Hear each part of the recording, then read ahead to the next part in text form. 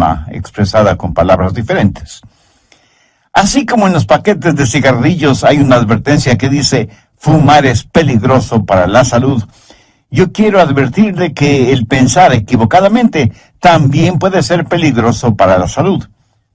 Y en este estudio bíblico de hoy vamos a descubrir si usted es culpable de una manera de pensar equivocada.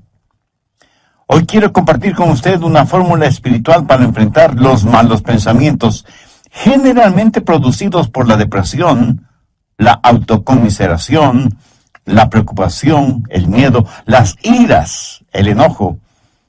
Y si alguno de ustedes piensa que nosotros los pastores no experimentamos ninguna de estas cosas, pues mi amigo le diré que está completamente equivocado. Pero quiero darle a conocer lo que Pablo escribió desde la lóbrega celda de una oscura cárcel, en donde estuvo prisionero por predicar el Evangelio de nuestro Señor Jesucristo.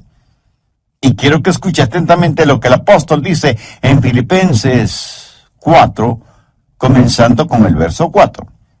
Regocijaos en el Señor siempre. ¿Quién dijo eso? El apóstol Pablo. ¿Y cuándo lo dijo? Mientras estuvo preso en una cárcel romana.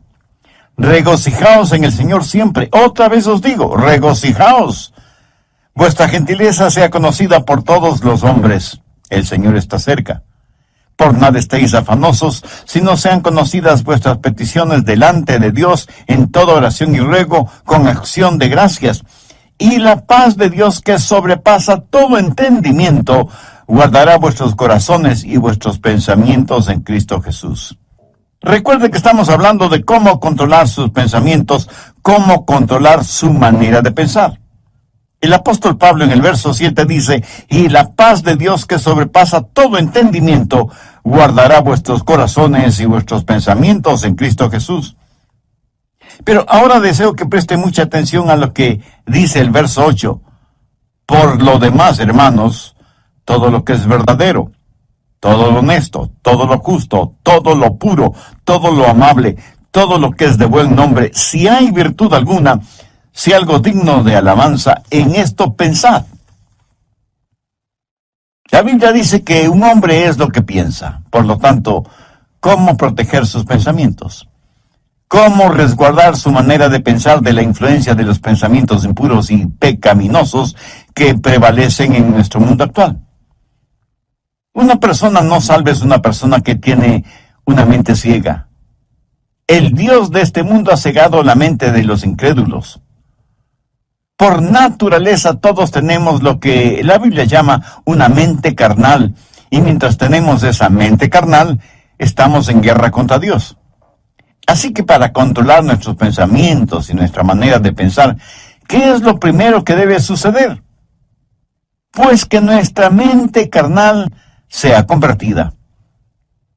Pero escúcheme, aún una mente convertida puede ser corrompida. Pablo les dijo a los filipenses que estaba preocupado porque Satanás podía sutilmente corromper sus mentes de las sencillas enseñanzas del Evangelio del Señor Jesucristo. Y ciertamente Satanás puede venir y seducirnos. Una mente cristiana puede ser seducida y alejada de las verdades bíblicas. El diablo puede construir fortalezas en los corazones y mentes de los creyentes. Por eso, una mente que ha sido corrompida debe ser reconquistada. Debemos recuperar el terreno perdido. Escúcheme, una mente corrompida que ha sido reconquistada tiene que ser controlada por Cristo. El Señor debe estar a cargo de nuestra mente y debemos aprender a escoger nuestros pensamientos, así como escogemos a nuestros amigos, si es que tuviéramos el suficiente sentido común de escoger solo buenos amigos. Debemos tener ciertos parámetros para saber la clase de pensamientos que debemos admitir en nuestra mente y aquellos que debemos desecharlos en forma absoluta. Pero Pablo, cuando está listo para hablar de estos parámetros, primero presenta un contexto como base fundamental de lo que va a hablar. Y al preparar el escenario, Pablo habla de tres cosas. Primero, usted debe encontrar su gozo en el Señor. Note que en el verso 4 él no dice, regocijaos siempre. Hubiera sido una verdadera tontería si solo decía eso. Pero no es ninguna tontería cuando dice, regocijaos en el Señor siempre. O sea, les está diciendo a los filipenses que el verdadero gozo solo lo encontrarán en el Señor Jesucristo. Esto pone en evidencia que cada creyente que controla su manera de pensar tendrá un gozo, un regocijo consciente, continuo, conspicuo y contagioso, porque ese gozo está fundamentado, anclado en el Señor Jesucristo. Permítame compartir con usted algo muy personal. Yo procuro tener siempre mi mente ocupada, aún en tiempo de descanso o de vacación, porque una mente ociosa es el mejor taller del diablo. Y he descubierto el secreto de la fortaleza. Es el gozo del Señor. Él es mi fortaleza. Y eso no es solo una frase bonita, ni parte de alguna canción espiritual preferida. Es la realidad. El Señor es mi fortaleza. Hay veces cuando dejo mi oficina y vengo a grabar estos mensajes radiales y estoy física y mentalmente cansado. Y me detengo y digo, Señor Jesús, te amo. Gracias por quien tú eres y lo que representas para mí. Tú eres en verdad mi fortaleza física, mental, espiritual y emocional. Y casi de inmediato siento el poder y la fortaleza que inunda mi cuerpo y sé, sin la menor sombra de duda, que el Señor es mi fortaleza. Y por eso me regocijo siempre en el Señor. Por favor, busque Juan 15:11. Estas cosas os he hablado para que mi gozo esté en vosotros y vuestro gozo sea cumplido. De paso, quiero decir que el gozo en Jesús es el único gozo que permanece. Si su gozo depende de alguna otra persona o de alguna cosa, ese es un gozo pasajero que no permanece. Que alguien o algo puede quitárnoslo. Yo me alegro de que el gozo de Pablo no era porque estaba en libertad, porque le hubiera sido completamente fácil decir que estaba gozoso si tenía libertad. Pero él dijo que tenía pleno gozo estando en la cárcel. Así que no tenga su gozo de las circunstancias. No pretende encontrar su gozo en las diversiones. No espere encontrar gozo genuino en los negocios. Ni se engañe creyendo que el verdadero gozo está en tener amigos, aunque sean buenos amigos. Tampoco el tener buena salud es fuente de gozo verdadero. Todas estas cosas que he mencionado le pueden proporcionar ciertas alegrías pasajeras, pero nunca un gozo genuino y verdadero. El único manantial de gozo profundo y permanente es el Señor Jesucristo. Regocijaos en el Señor siempre. Otra vez digo, regocijaos. Segundo, recuerde que Dios siempre está cerca. Reconozca la presencia de Dios continuamente. Pablo en el verso 5 de Filipenses 4 dice, vuestra gentileza sea conocida de todos los hombres, el Señor está cerca. Escúcheme, la expresión el Señor está cerca no es en referencia a la segunda venida de Cristo, sino que describe la realidad de lo que Pablo estaba experimentando en esa prisión romana. Y él dice, el Señor está aquí, conmigo, aún en esta celda. En Juan 14:16, el Señor Jesús dijo, y yo rogaré al Padre, y os dará otro consolador, para que esté con vosotros para siempre. La forma de tener una saludable actitud mental es encontrando gozo en el Señor y estar consciente de la constante presencia de Dios. Cuando usted hace esto, lo maravilloso es que Jesús le ayuda a llevar sus problemas. Es como si Pablo estuviera diciendo, aunque estoy aquí en la prisión, el Señor Jesús está conmigo. ¿Sabe? El Señor Jesús no vino para sacarle de los problemas, sino para vivir esos problemas con usted. ¿No es eso maravilloso? El otro día estuve leyendo acerca de unos prisioneros en la época de José Stalin en Rusia, cuando perseguían ferozmente a los cristianos y los mataban. Un grupo de 20 cristianos estaba reunido en un edificio cuando Stalin, al frente de un pelotón de soldados, entró en el recinto y comenzó a hacer una lista de quienes estaban reunidos allí. Un oficial vino y le informó que había 30 personas. Entonces uno de los cristianos dijo: oficial, está equivocado. Estamos aquí 31 personas porque Jesús está aquí con nosotros. Qué hermoso, ¿no le parece? Tercero, rehúse el preocuparse por todo. Filipenses 4:6. Por nada estéis afanosos, sino sean conocidas vuestras peticiones delante de Dios en toda oración y ruego, con acción de gracias. ¿Lo captó? Por nada estéis afanosos. En el original griego esta frase conlleva la idea de algo que se desgarra. Y eso es exactamente lo que la preocupación hace, nos desgarra interiormente.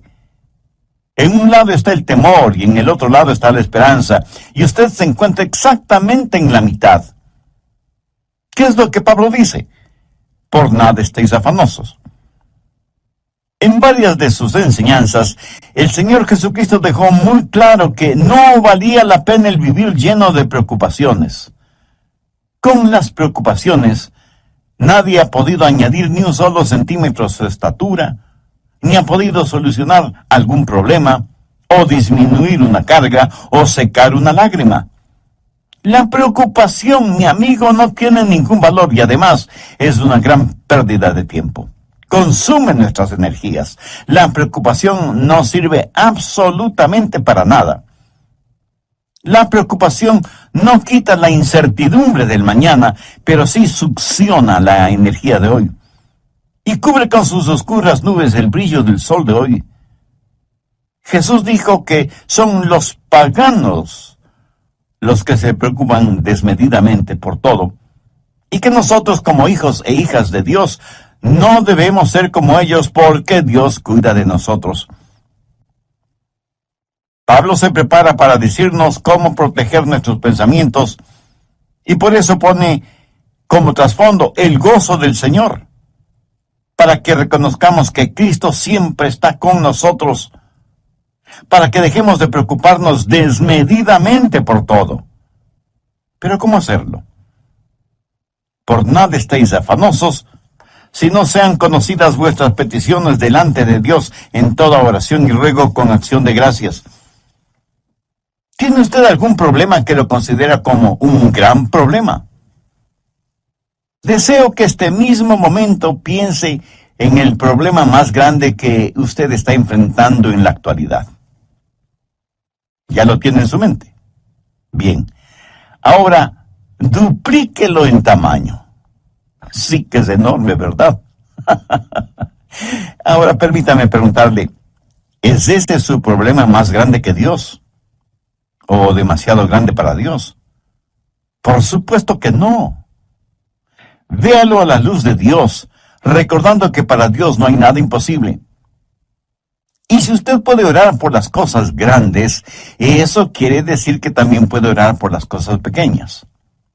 El peligro no es que fallemos en orar por las cosas grandes, sino que dejemos de orar por las cosas pequeñas. Por eso el consejo de Pablo es: sean conocidas vuestras peticiones delante de Dios en toda oración y ruego con acción de gracias. Cuarto, desarrolle un espíritu de gratitud. Esto es en preparación para que usted pueda revisar su manera de pensar. Puede evaluar sus pensamientos para saber si los deja o no entrar en su corazón y en su mente. Tenga un espíritu de gratitud. Ore acerca de todo y dé gracias a Dios por todo, lo grande y lo pequeño, lo que es importante y lo que parece insignificante. Deje que sus peticiones sean conocidas delante de Dios. No sé si se habrá dado cuenta, pero muchas veces nos quejamos cuando no deberíamos hacerlo. Déjeme contarle lo siguiente. Hace algún tiempo ya viajaba en el automóvil de un amigo. Él iba manejando y yo le iba contando que nuestros hijos, unos estaban en una escuela privada, otros en el colegio, y otros en colegios cristianos. Y me quejaba por el altísimo costo de la educación de nuestros hijos. Mi amigo me escuchaba y me observaba. De pronto dijo: daría cualquier cosa en el mundo si es que mi hijo pudiera ir al colegio. Y pensé: qué espíritu de ingratitud el mío. Mi amigo tenía un hijo rebelde, lo que generalmente decimos una oveja negra. Mi amigo estaba dispuesto a pagar cualquier cosa con tal que su hijo quisiera ir a estudiar. Y aquí estaba yo quejándome amargamente de cuán cara era la educación de mis hijos. Paradójico, ¿no le parece? ¿Alguna vez se ha quejado porque tiene que lavar o secar los platos? Hay muchas personas en muchos países del mundo que les gustaría tener platos aunque fueran sucios. ¿Me escuchó? Quiero decir que los platos sucios son una señal de que usted tuvo algo en qué comer. Una cuchara, un tenedor, cuchillo para comer. Mi amigo, hay millones de personas que usan sus manos, sus dedos para comer y ni siquiera tienen agua para lavarlas después. Hay que saber cultivar un espíritu de genuina gratitud hacia Dios. Ahora, todo esto no es más que el escenario para saber cómo controlar sus pensamientos. Es como el estar en un aeropuerto y pasar por los controles de seguridad que tienen sensores para detectar cualquier objeto que pudiera considerarse peligroso o algunas sustancias prohibidas que algunas personas tratan de pasar de contrabando. Los servicios de seguridad en los aeropuertos no permitirán que usted se embarque en un avión llevando esas cosas prohibidas. El apóstol Pablo presenta una especie de lista en el verso 8 y quiero que ponga mucha atención a su contenido. Por lo demás, hermanos, todo lo que es verdadero, todo lo honesto, todo lo justo, todo lo bueno, todo lo puro, todo lo amable, todo lo que es de buen nombre, si hay virtud alguna, si algo digno de alabanza, en esto pensad. Si usted lo piensa detenidamente, el tema cómo controlar su manera de pensar, basado en la epístola de Pablo a los Filipenses, capítulo 4, y los versos del 4 al 8. De esta porción bíblica hemos visto ya tres cosas fundamentales. Primero, usted debe encontrar su gozo en el Señor. Note que en el verso 4, Pablo nos dice: regocijaos siempre. Hubiera sido una verdadera tontería si solo decía eso.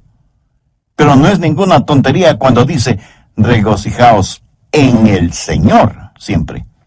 O sea, les está diciendo a los filipenses que el verdadero gozo solo lo encontrarán en el Señor Jesucristo. Esto pone en evidencia que cada creyente que controla su manera de pensar tendrá un gozo, un regocijo consciente, continuo, conspicuo y contagioso, porque ese gozo está fundamentado, anclado en el Señor Jesucristo. Segundo, recuerde que Dios siempre está cerca. Reconozca la presencia de Dios continuamente. Pablo en el verso 5 de Filipenses 4 dice: vuestra gentileza sea conocida de todos los hombres, el Señor está cerca. Y la expresión "el Señor está cerca" no es en referencia a la segunda venida de Cristo, sino que describe la realidad de lo que Pablo estaba experimentando en esa prisión romana y dice: el Señor está aquí conmigo, aún en esta celda. En Juan 14:16, el Señor Jesús dijo: y yo rogaré al Padre y os dará otro consolador, para que esté con vosotros para siempre. Tercero, rehúse el preocuparse por todo. Filipenses 4:6. Por nada estéis afanosos, sino sean conocidas vuestras peticiones delante de Dios en toda oración y ruego con acción de gracias. ¿Lo captó? Por nada estéis afanosos. En el original griego esta frase conlleva la idea de algo que se desgarra. Y eso es exactamente lo que la preocupación hace, nos desgarra interiormente. En un lado está el temor y en el otro lado está la esperanza. Y usted se encuentra exactamente en la mitad. ¿Qué es lo que Pablo dice? Por nada estéis afanosos. Cuarto, desarrolle un espíritu de gratitud. Tenga un espíritu de gratitud. Ore acerca de todo y de gracias a Dios por todo, lo grande y lo pequeño, lo que es importante y lo que parece insignificante. Deje que sus peticiones sean conocidas delante de Dios. El apóstol Pablo presenta una especie de lista en el verso 8 y quiero que ponga atención a su contenido.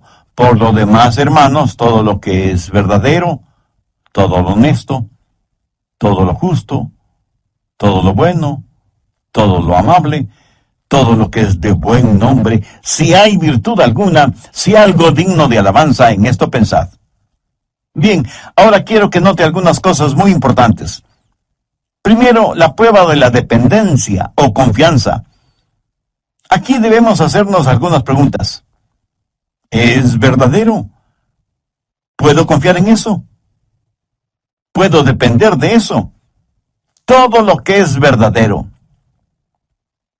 ¿Sabe que vivimos en una generación que no pregunta si algo es verdadero? La pregunta importante en nuestros días es, ¿trabaja? ¿Da resultado? No deje que ninguna cosa prohibida penetre en los recintos de su mente y que cómodamente se instale allí. No la absorba en su corazón, ni la haga parte de su filosofía de la vida. Si algo no es genuino o verdadero, no permita que sea parte de su forma de pensar. Evalúelo todo de acuerdo a la Biblia, que es la fuente primordial de la verdad. Segundo, la prueba del respeto. Pablo dice, todo lo que es verdadero, todo lo honesto. Y aquí la palabra honesto literalmente significa honorable. Hace referencia a cosas que son honorables, honrosas. ¿Permite usted que cosas deshonrosas se acumulen en su mente?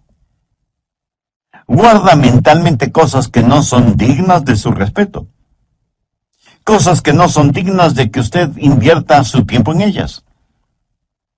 Algunas cosas no son malas porque son viles. Son malas porque son necias, tontas, estúpidas, cosas que no valen la pena. Tercero, la prueba de las riquezas. Todo lo justo. ¿Sabía que la palabra justo en este versículo significa recto, derecho, lo cual es lo opuesto a torcido? Entonces, ¿qué significa esto? Significa que usted no debe dejar que ningún pensamiento torcido, deformado, penetre en su mente. ¿Piensa usted siempre correctamente, con rectitud? En mis estudios bíblicos, predicación y tiempo devocional, siempre trato de pensar con rectitud, honestamente.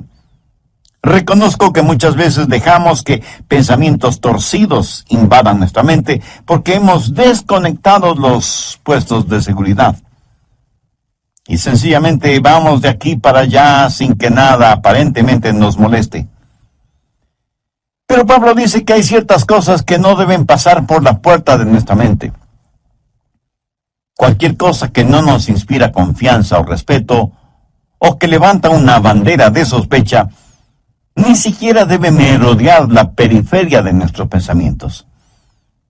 El apóstol también hace mención a todo lo puro, y puro significa algo que está libre de cualquier contaminación, algo libre de manchas o suciedad. Esto en referencia a objetos o animales. ¿Es esto lo suficientemente puro como para ser usado en la adoración a Dios? ¿Es esto lo suficientemente puro como para ser ofrecido a Dios? Estas preguntas nos llevan al siguiente punto. Cuarto, la prueba de la reverencia. Todo lo que es puro. ¿Es esto algo de lo cual no me avergüenzo de ofrecérselo a Dios? Escúcheme, puede tomar cierta historia o cierta película o cierta música o cierta literatura o ciertas amistades o ciertos hábitos y decir, Señor, con esto te adoro. Estoy seguro que alguien me dirá, Pastor, ¿no estamos supuestos a adorar a Dios con todas las cosas? Mi amigo, si piensa así, está tremendamente equivocado, porque la verdad es que debemos adorar a Dios con todas las cosas. Por favor, busque 1 Corintios 10:31. Si pues coméis o bebéis o hacéis otra cosa, hacedlo todo para la gloria de Dios. Ahora piense por un momento. ¿Son sus amistades, sus pasatiempos, su trabajo y aún su propia familia algo con lo cual usted podría decir: Señor, te lo ofrezco a ti? Hace algún tiempo estuve en una conferencia bíblica en otra ciudad y tuve la oportunidad de ver la cadena de montañas conocida como Montañas Azules. Justo en la estación del año, cuando las hojas de los árboles se vuelven amarillas, rojas, azules, doradas y, en fin, tienen todos los colores del arco iris. Mi esposa y yo nos quedamos asombrados y maravillados de ver la creación de Dios en toda su espléndida belleza. Y me acuerdo que dije: Señor, esta es una extraordinaria experiencia que me mueve a adorarte más y más. Este buen tiempo que nos permites tener, este regocijo espiritual interno, esta belleza que nos rodea, que proviene de ti, todo te lo dedico a ti, porque no solo está lleno de armonía y de encanto, sino de inmaculada pureza. Señor, tú eres digno de nuestra adoración. Amigo, escúcheme. Si cualquier cosa que usted hace no pasa la prueba de la reverencia, o sea, no es algo que pueda ofrecerle a Dios, no se atreva a insultar a Dios presentándosela. Si cualquier relación personal o actividad o recreación o negocios o lo que sea no tiene el distintivo de reverencia hacia Dios, ni siquiera lo piense. Quinto, la prueba de la relación. Pablo continúa diciendo: todo lo que es de buen nombre. En el original griego, esta frase literalmente dice: aquellas personas o cosas que causan que se las ame. ¿Qué es lo que causa que usted ame? Si piensa en aquello que causa que usted critique injustamente o que provoca división entre otras personas, eso es erróneo, negativo, malo.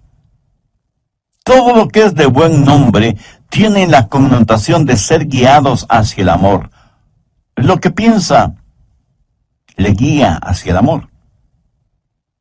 Tal vez alguien me pregunte: Pastor, ¿eso significa que tengo que aprobar lo que otras personas hacen? Sí y no. Si lo que hacen es bueno, beneficioso, ejemplar, útil, usted lo aprueba. Si es algo negativo, perturbador, divisivo o destructivo, por supuesto que usted no debe aprobarlo. Y no se necesita ser un genio para entender esto, ¿verdad? Pero el que no apruebe lo que otras personas hacen, por la razón que sea, eso no significa que no debe amarlas. Dios nos acepta a cada uno de nosotros, aunque obviamente no aprueba lo que como pecadores hacemos. Sexto, la prueba del refinamiento. Todo lo que es de buen nombre. Esto hace referencia a algo de categoría, buena educación, refinamiento, algo que es bueno sin mayores explicaciones. Verá, en todas partes del mundo y en todos los niveles sociales hay personas chismosas. Permítame decirle con genuina tristeza que la iglesia no es una excepción. Yo creo que el chisme es una especie de enfermedad que causa la pérdida de la memoria. Hasta ahora no he conocido a ninguna persona chismosa que admitiera ser chismosa. Por lo general, una persona chismosa comienza de la siguiente manera: bueno, usted me conoce y sabe que no me gusta eso de los chismes, pero sabía que... Y comienza su chismografía con un aire de santidad y confidencialidad, como si estuviera contando una verdad absoluta. ¿Conoce usted a personas así? Ahora, si una persona hace algo y no sabe que lo ha hecho, debo pensar que esa persona tiene un tornillo suelto en su cerebro. Lo triste es que hay personas a quienes les gusta, les deleita el escuchar cosas que no son de buen nombre, relacionadas con otras personas. La gente usa sus oídos como tarros de basura y luego se sorprenden de que los demás siempre estén botando basura verbal en sus oídos. Y la gente bota basura en sus oídos porque sabe que a usted le gusta escuchar esa basura. Y por eso usted sabe de todo el lodo moral, emocional y espiritual que hay en su barrio. En lo negativo, usted sabe todo de todos. La clase de personas que son los nuevos vecinos, que a determinada jovencita ya no se la ve porque está embarazada sin haberse casado, y sus padres, para evitarse la vergüenza, la mandaron a vivir con sus abuelos, que viven muy lejos. Que el hijo de los Pérez está preso por manejar en estado alcohólico, etcétera, etcétera. Y la gente permite que todos estos malos pensamientos tomen residencia en su corazón y su mente. Pablo, al finalizar este tema, dice: si hay virtud alguna, si algo digno de alabanza, en esto pensad.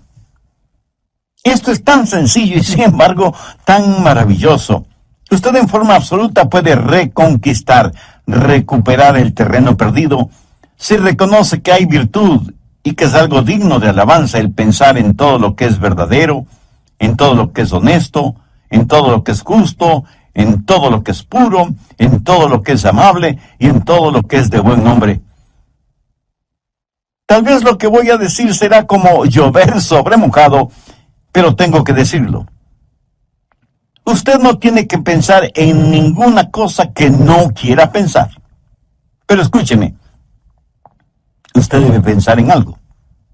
Usted no puede controlar su vida mental poniendo a su mente en neutro.